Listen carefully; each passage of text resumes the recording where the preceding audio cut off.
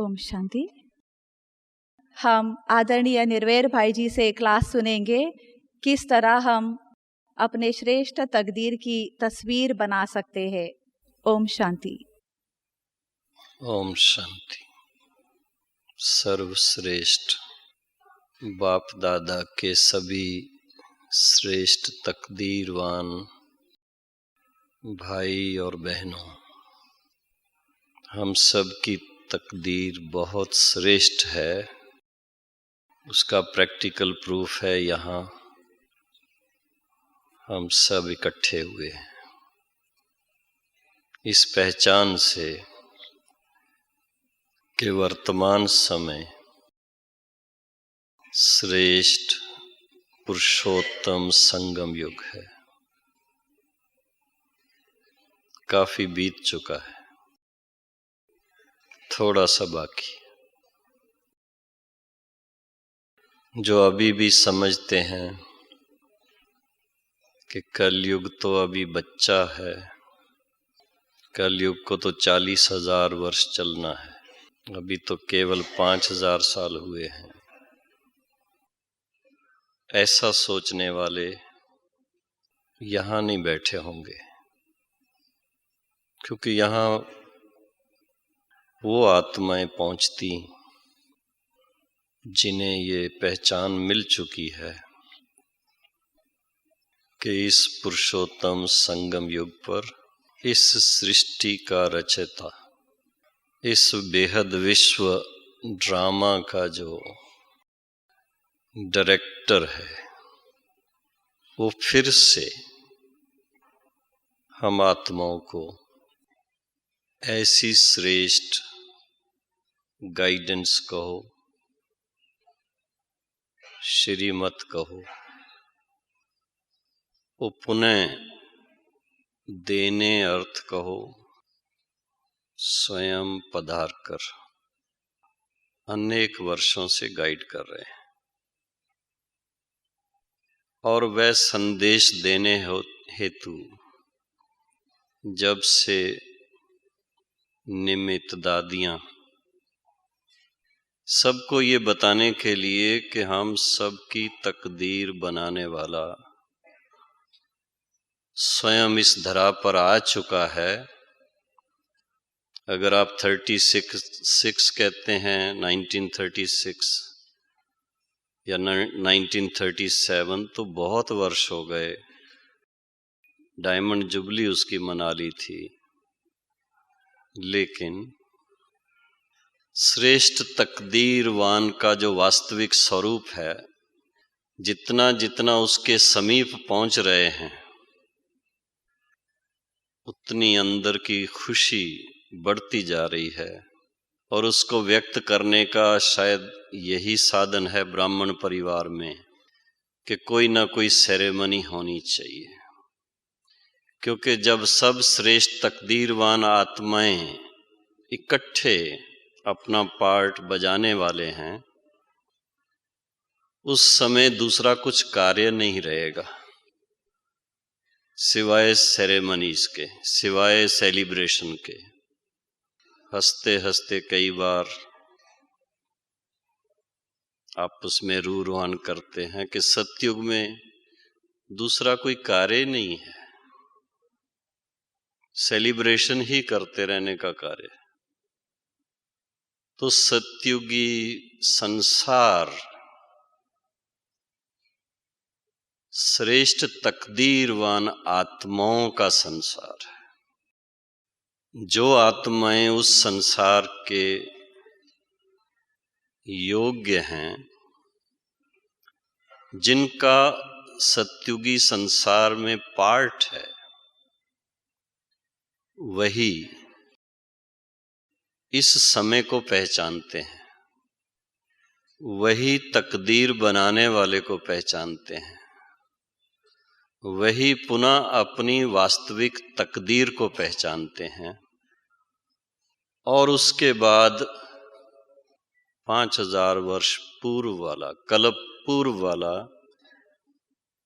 जो पुरुषार्थ, उसमें जुट जाते हैं।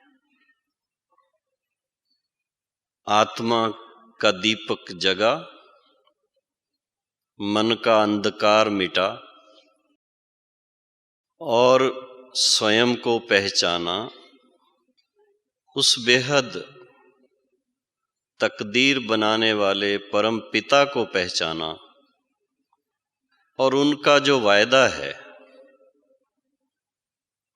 कि सतयुगी दैवी स्वराज आपका ईश्वरी जन्म सिद्ध अधिकार है, उसको स्वीकार किया। हमें यही अनुभव हुआ। बाबा का पहला जो पत्र आया उसमें यही लिखा हुआ था। अब जब आपने बेहद के बाप को पहचाना है तो उनसे 100% पवित्रता, सुख और शांति संपन्न सतयुगी दैवी स्वराज का अधिकार प्राप्त करना है राजयोग बल से। अब जब बेहद का बाप इस धरा पर आ चुके हैं तो एक दिन सन्मुख अवश्य मिलेंगे। वो पत्र प्राप्त करने के बाद मन में क्या आता होगा कि हम कब मिलें, और मिलना अर्थात उस ऊंचे ते ऊंचे पिता को न सिर्फ पहचानना बल्कि उनकी दृष्टि पड़ते तकदीर की लकीर खिंच गई, श्रेष्ठ तकदीर की लकीर। क्योंकि ये समझ में आ गया कि उस पिता से वर्षे के रूप में जो प्राप्ति होती है, इससे ऊपर इस संसार में कोई प्राप्ति नहीं है। जब हम आप सभी श्री कृष्ण लीला के बारे में पढ़ते या सुनते, रामलीला के बारे में पढ़ते या सुनते, तो सतयुगी आत्माओं के दिल में अवश्य वो उमंग उत्साह आता है कि काश के हम इस तरह से होते, काश के हम उस समय होते। ये स्वाभाविक है क्योंकि हम आप सभी के संस्कारों में वो अच्छी तरह से भरा हुआ है और वो संस्कार अपने आप को व्यक्त करने के लिए समय को ढूंढते हैं और मौके को ढूंढते हैं। अब फिर से वो समय आया, फिर से बाप इस धरा पर आकर याद दिलाते हैं कि ये वो ही पुरुष से पुरुषोत्तम बनने का समय है। आज सुबह की जो वाणी आप सबने सुनी, श्री लक्ष्मी श्री नारायण का बहुत बाबा ने वर्णन किया, बहुत उनकी महिमा की, और बल्कि जो उनके मंदिर बनाते हैं उनको कैसे हम जाकर के संदेश दें उसके बारे में भी बताया। और ये हम सभी पढ़ते रहे हैं, सुनते रहे हैं कि नर ऐसी करनी करे जो नर श्री नारायण बने, नारी ऐसी करनी करे जो श्री लक्ष्मी बने। बाबा तो कहते थे कोई राम और सीता बनने के लिए तैयार नहीं है। अर्थात श्री लक्ष्मी और श्री नारायण का जो स्वरूप है वो मनुष्य तन में सर्वश्रेष्ठ आत्माओं को अपने संस्कारों को व्यक्त करने का,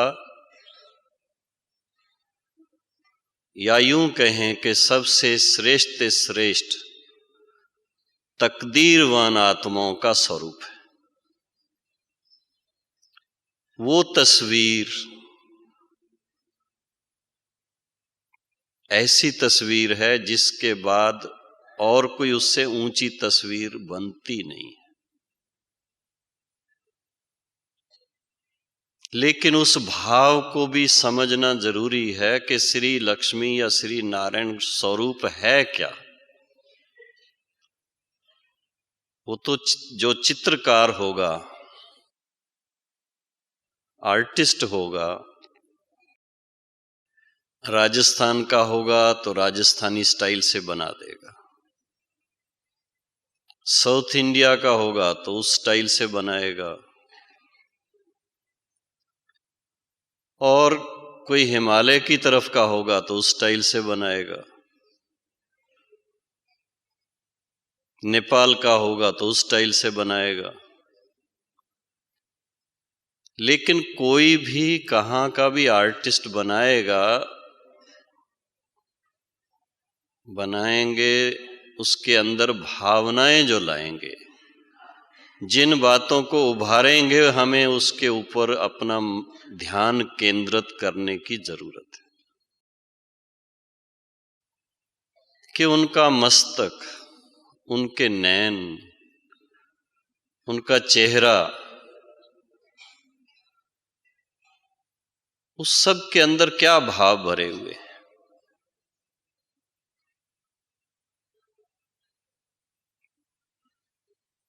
देखेंगे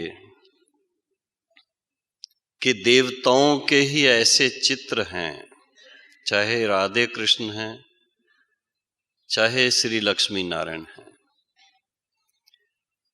उन चित्रों में, नैनों में सदा मुस्कान देखेंगे। राम और सीता के चेहरे में गंभीरता आ जाती थोड़ी सी,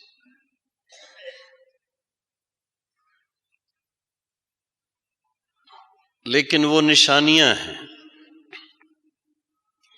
तो इस समय जो हमें ईश्वरीय ज्ञान और योग की प्राप्ति होती है, इससे नर से श्री नारायण बनने का, नारी से श्री लक्ष्मी पद प्राप्त करने का, जिसमें हर तरह से संपन्नता है, जो मनुष्य जीवन में सदा सुखी रहने का आधार है। धन है, स्वास्थ्य है और मन की पवित्रता है, पावनता है।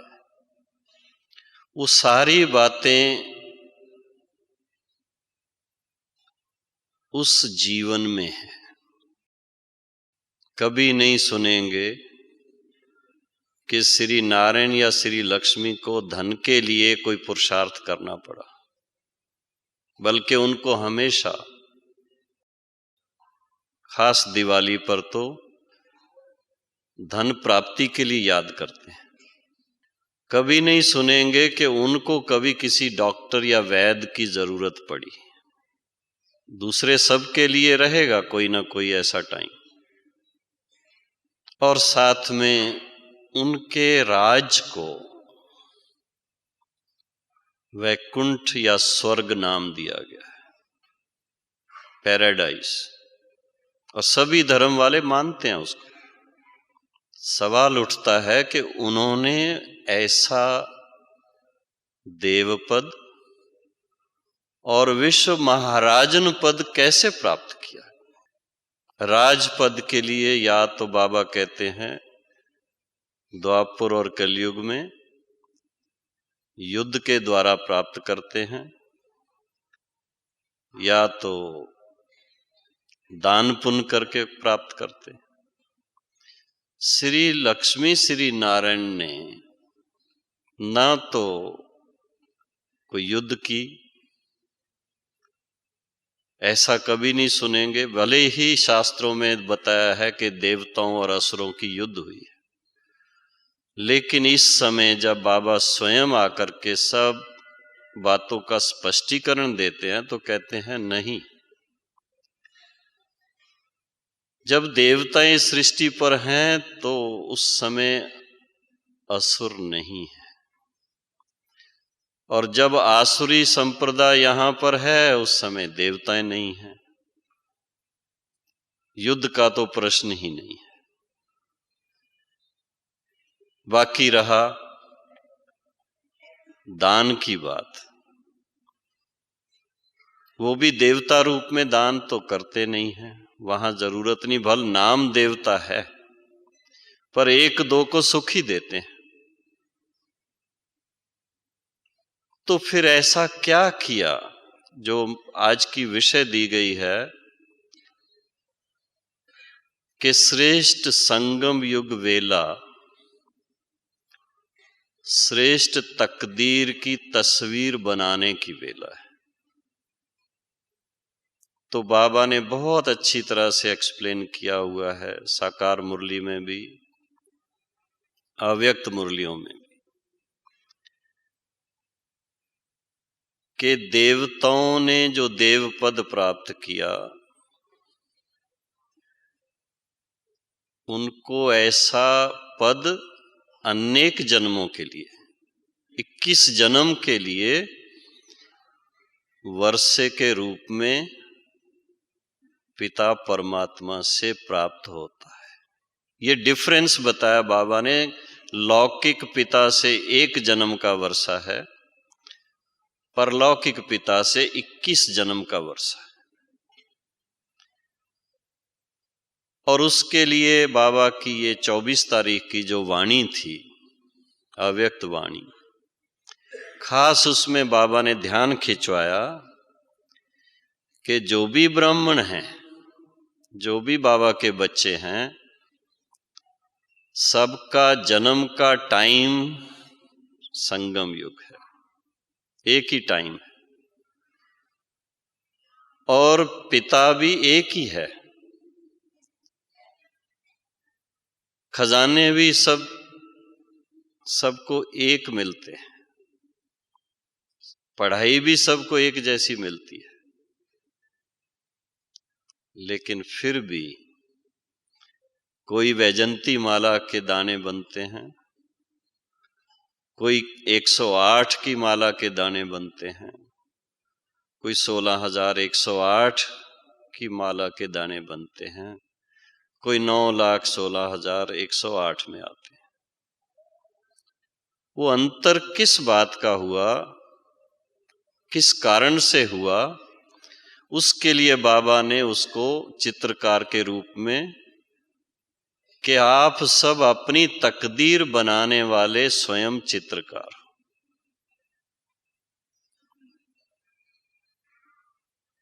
मनसा कैसी है? मनसा श्रेष्ठ है, ऊंच है, शक्तिशाली है, तो मस्तक के ऊपर वो रेखाएं बहुत स्पष्ट आती। दृष्टि रूहानी है तो नयन बहुत सुंदर बनते हैं। दिव्य गुणों का खजाना, ज्ञान का खजाना, शक्तियों का खजाना अच्छी तरह से आपके पास है, भरपूर है, उससे जो आपको संतोष है जीवन में, अंदर की संतुष्टता है, उसके फलस्वरूप चेहरे पर सदा ही मुस्कान रहती है। कोई चीज की कमी होती है तो मुस्कान कम हो जाती है। ऐसे सर्वगुण संपन्न बनने वाले जो हैं, उनकी तकदीर की ये लकीरें, इसी तरह से बाबा ने हस्तों का, पांव का, वो भी स्पष्टीकरण दिया, जिसका कर्म के साथ संबंध जोड़ा। अगर हम इसको और अच्छी तरह से समझें कि श्री लक्ष्मी, श्री नारायण अथवा उनके साथी आप हम सभी आत्माओं ने जो बाबा की श्रीमत है, जब उसको अच्छी तरह से समझकर धारण किया, तो श्रीमत से श्रेष्ठ तकदीरवान बनते हैं। श्रीमत हमारे मनसा के लिए भी है, श्रीमत हमारे नैनों के लिए भी है, श्रीमत हमारे कर्म के लिए भी है, बल्कि इतने तक है कि सुबह से लेकर रात तक उठने समय हमारे लिए श्रीमत है, सारे दिन में कैसे चलना उसके लिए श्रीमत है, रात को सोने समय उस समय क्या करना है उसके लिए श्रीमत है। अगर कोई उसको ध्यान दे, उस अनुसार अपनी दिनचर्या को सेट करे, तो कौन मन में रहेगा? बाबा ने कहा ऐसा तकदीरवान आत्मा वो होगी जिसके चेहरे से तकदीर बनाने वाले का चित्र नजर आएगा। तो ये आप हम सबको सोचना है। बाबा जो कहता है अपना चार्ट रखो, किस बात का चार्ट रखें? जब प्राइमरी स्कूल में पढ़ते हैं उस समय का चार्ट अपना होता है। शुरू में ये चार्ट रहता है, 5 विकारों को कितने % तक जीता, सारे दिन में शिव बाबा को कितना याद किया, दैवी गुण कितने % धारणा हुई। लेकिन अब प्राइमरी में नहीं पढ़ रहे, मैट्रिक में नहीं पढ़ रहे हैं, बल्कि अब तो डायरेक्ट भगवान के सन्मुख पढ़ने के लिए बाबा से मिलने आए हैं ना सभी। किससे मिलने के लिए आए? बाबा कौन है? थोड़ा सोचिए। उस निश्चय से आए हैं कि स्वयं परम पिता परमात्मा से डायरेक्ट दृष्टि भी लेंगे और महावाक्य भी सुनेंगे और नैनों के द्वारा मुलाकात भी करेंगे। ये कोई छोटी बात नहीं है। परम पिता के रूप में उनकी श्रीमत, परम शिक्षक के रूप में उनकी श्रीमत, सतगुरु के रूप में उनकी श्रीमत, और सखा कहो साथी कहो, साथी के रूप में श्रीमत। उसको अगर समझ जाएं तो जितना मन मना भव रहेंगे उतना मनसा के द्वारा वो कार्य करेंगे जिससे मन सदा निर्मल रहे। क्योंकि नर ऐसी करनी करे या नारी ऐसी करनी करे, क्या करे? वो चीज हमारे ध्यान में जब आ जाती है तो संकल्पों का खजाना जो शीलू बहन क्लास करा के गई वो कभी वेस्ट नहीं होगा।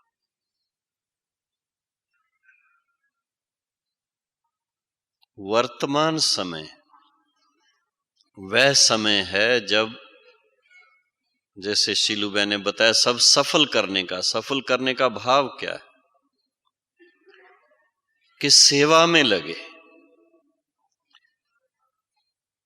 महान कार्य में लगे, श्रेष्ठ कार्य में लगे। किसी व्यक्ति की महानता उसके कर्म से मालूम पड़ती है। तो श्री लक्ष्मी श्री नारायण की आत्माओं ने अपने मन के हर संकल्प को विश्व को पावन बनाने की सेवा में लगाया, जिसको बाबा ने कहा कि योग बल से स्वयं भी पावन बने, अन्य आत्माओं को भी पावन बनने में मदद की और प्रकृति को भी पावन बनाया। ऐसी महान सेवा में मन लग जाए,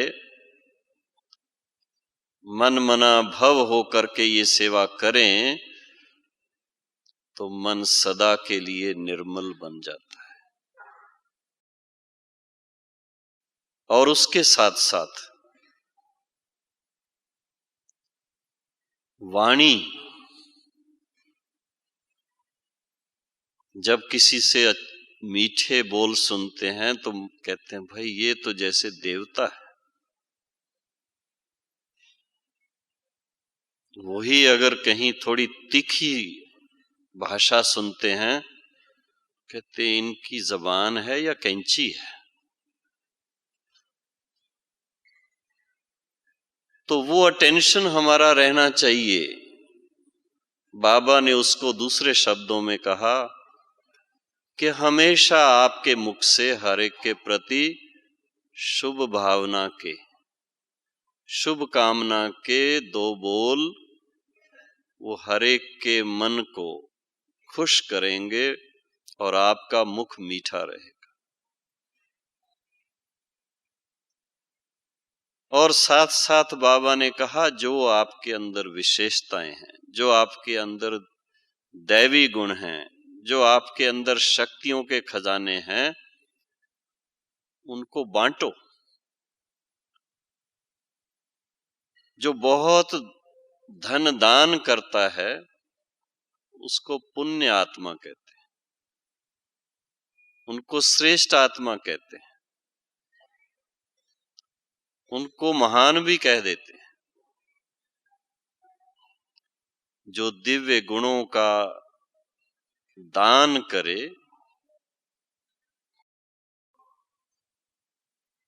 उनको वरदानी आत्मा कहते हैं। तो बाबा चाहते हैं कि हम सभी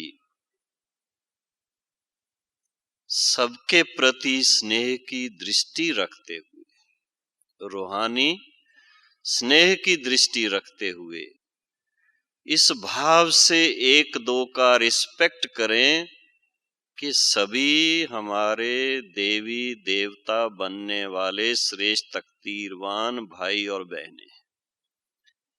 ऐसे शुभ भाव से जब एक दो को देखेंगे तो ये नया संसार बन जाता है, पुरानी भाषा नहीं रहती है। जो बाबा ने कहा ना, एक धर्म एक भाषा, उसके लिए कईयों का संकल्प चलता है, भाई ये कैसे होगा। तो एक सबका धर्म है कि हम सब अपने सच्चे स्वधर्म में स्थित हो जाए, वो है एक धर्म। और मीठी बोली, लैंग्वेज की बात नहीं है, चाहे आप हिंदी बोलते हैं, चाहे उर्दू बोलते हैं, चाहे इंग्लिश बोलते हैं, चाहे तमिल बोलते हैं, चाहे कन्नड़ा बोलते हैं, चाहे तेलुगु बोलते हैं, पंजाबी बोलते हैं, गुजराती बोलते हैं, उससे नहीं, पर बोलने समय आपके भाव क्या है, कितनी मिठास है उसमें, कितना प्यार है उसमें, कितना आदर है उसमें दूसरे आत्माओं के प्रति। उस पर जब ध्यान देंगे तो दिव्य गुण संपन्न स्वयं भी बनेंगे और दैवी गुण संपन्न संसार की स्थापना के लिए महान सेवाधारी बन जाए। और इसी तरह से जो धन है, बाबा से जो अविनाशी ज्ञान धन मिला है, जिसके लिए बाबा कहता है एक एक वर्षन, एक एक महावाक्य जो है लाखों रुपए का है, क्योंकि ये ज्ञान ही हमें मार्गदर्शन देता है कि हम पुजारी, भगत पुजारी से पूजनीय बन जाते हैं। और साथ साथ बाबा कहता है ये ज्ञान धन वो है सोर्स ऑफ इनकम, इससे विश्व महाराजन बन जाते हैं। तो उस हिसाब से इसको अगर सोचें कि ऐसा धन धान्य संपन्न बनने के लिए हमारे पास जो धन है, जो ज्ञान का खजाना है, और साथ साथ अविनाशी धन के साथ साथ जो विनाशी धन है उसको भी अविनाशी बनाए, उसको भी अनेक आत्माओं को पावन बनने का रास्ता दिखाने की सेवा में लगाएं, तब आप धन धान्य संपन्न बन जाते हैं। क्योंकि वो इतना महान, इतना श्रेष्ठ कर्म है, उसकी निशानियां हैं। श्री लक्ष्मी श्री नारायण को इतना सजाते हैं धन से, इतने हार सोने और हीरे और जवाहरात के पहनाते हैं, तो पवित्रता का भी ताज और रत्न जड़ित सोने का भी ताज, और फिर इतना उनको सब जो हार पहनाते हैं वो एक निशानी है कि आप कितने श्रेष्ठ, कितने महान और कितने धन धान्य संपन्न बन जाते हैं।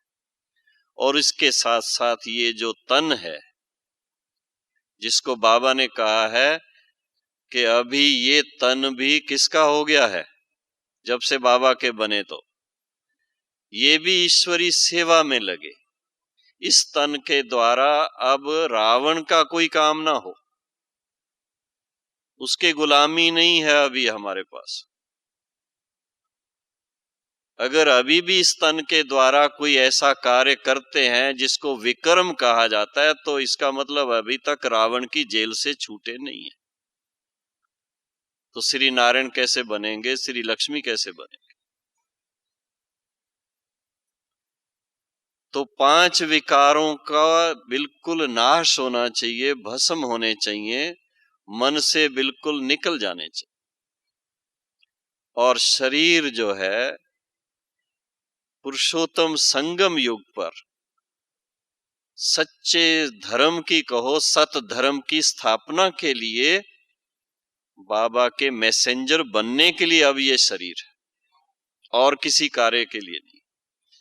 जब ऐसा कार्य करेंगे तब सत धर्म स्थापना के कार्य में बाप दादा के कहो सहयोगी बनने से इस श्रेष्ठ कर्म का फल है कि विश्व महाराजन बन जाएंगे, विश्व महारानी बन जाएंगे। ऐसा चित्र अपना सोचिए, जिसको बाबा कहता है जब आप विश्व महाराजन महारानी बनेंगे तो फिर वहां पर मेहनत करने की जरूरत नहीं रहेगी। 21 जन्म के लिए तो क्या, बाबा ने तो कहा है उसके बाद भी द्वापुर में थोड़ी प्रवेशता होती है अपवित्रता की, लेकिन एकदम घोर कलयुग की तरह वहां नहीं। धनवान रहते हैं, राजाई रहती है, और स्वास्थ्य भी बहुत अच्छा रहता है। तो लास्ट में एक आधा जन्म जो है, जो सत्युगी देवी देवताओं की आत्माएं हैं, उनके लिए थोड़ा थोड़ा हिसाब किताब है लास्ट। उस नाते से आप सोचें कि अब हमें अपना चित्र कैसा बनाना है। और ये एक वंडरफुल बात है कि वैसे आर्टिस्ट दूसरा होता है, सामने बिठा करके वो पेंटिंग करता है, या तो फोटोग्राफ को देख करके करता है। लेकिन इस समय जब स्वयं शिव बाबा हम बच्चों को गाइड कर रहे हैं, तो कहते हैं अब ये अपने तकदीर की जो रेखाएं बनाने की कलम है वो आपके अपने हाथ में है। जितना अच्छा चित्र आप बनाना चाहें वो बना सकते हैं। और ये तो अंडरस्टूड है, हर एक चाहेगा कि अच्छे से अच्छा मेरा चित्र बने। तो अच्छे से अच्छा चित्र बनाने के लिए उसका बहुत सहज सरल तरीका है कि अपने दिल में एक दृढ़ता, परिपक्वता ले आए कि समय के अनुसार, जब समय ही है पुरुषोत्तम बनने का ये श्रेष्ठ संगम युग, और स्वयं पिता परमात्मा हमें मार्गदर्शन दे रहे हैं, परम शिक्षक के रूप में योग्यता हमारे अंदर भर रहे हैं, तो उनकी जो गाइडेंस है, उनकी जो श्रीमत है, उसको अच्छी तरह से दिल से हम फॉलो करें। श्रीमत पर चलने वाला अवश्य ही श्रेष्ठ से श्रेष्ठ आत्मा बनेगा। उसकी निशानी बाद में श्रीमद् भागवत गीता लिखी जाएगी, जो द्वापर युग में लिखी जाती है। श्रीमद् भागवत गीता निशानी है कि परमात्मा जब श्रीमत देते हैं उससे श्रेष्ठ से श्रेष्ठ बनते हैं। एक अर्जुन नहीं, लेकिन सत धर्म स्थापना में हम आप सभी जो ओटे सो अर्जुन बन करके ऐसा हीरो पार्ट बजाने वाला चित्र अपना, उसकी कहानी लिखने के लिए कलम अपने पास है, अच्छे से अच्छी कहानी लिख सकते हैं, लिख रहे हैं। अगर कोई अभी भी कोई त्रुटि हो, इस बार ये जो कुंभ का मेला है जिसमें आप सब आए हो, सब तरफ से भाई बहनों का आना माना ही कुंभ का मेला है। ऐसे बाबा के सन्मुख आने के लिए बहुत महान तकदीर है, इसमें कोई शक नहीं है। लेकिन बाबा से भी पूरा वर्षे का अपना हक लेना और उनकी श्रीमत को पूरा समझकर उस पर चलना, और नर से श्री नारायण, नारी से श्री लक्ष्मी, पूजनीय भी बनना, देवत्व भी, और साथ साथ विश्व महारानी, विश्व महाराजा बनना। इससे बढ़कर के और कोई चित्र मुझे तो नजर नहीं आता है। ऐसा अपना अपना हर एक चित्र, जैसे बाबा ने शुरू में हर एक को कहा था कि अपनी एक सिंपल ये जो आपकी जो अभी इस समय का जो स्वरूप है, इसका भी फोटो निकालो, और सत्युगी ड्रेस पहन करके, ताज पहन करके उसका भी फोटो निकालो और वो सामने रखो, और रोज उसको देख करके देखो कि मैं कितना संपन्न बना हूं। ऐसा करने से आप हर रोज अपना चार्ट देख सकेंगे और बहुत जल्दी संपन्न बन जाएंगे। ऐसा महान अपना चित्र बनाने वाले सभी चित्रकार भाई बहनों को बाबा से मिलने के लिए आने की पहले तो बहुत बहुत बधाई है, और इसके साथ में ऐसा श्रेष्ठ पद पाने की मुबारक है। ओम शांति।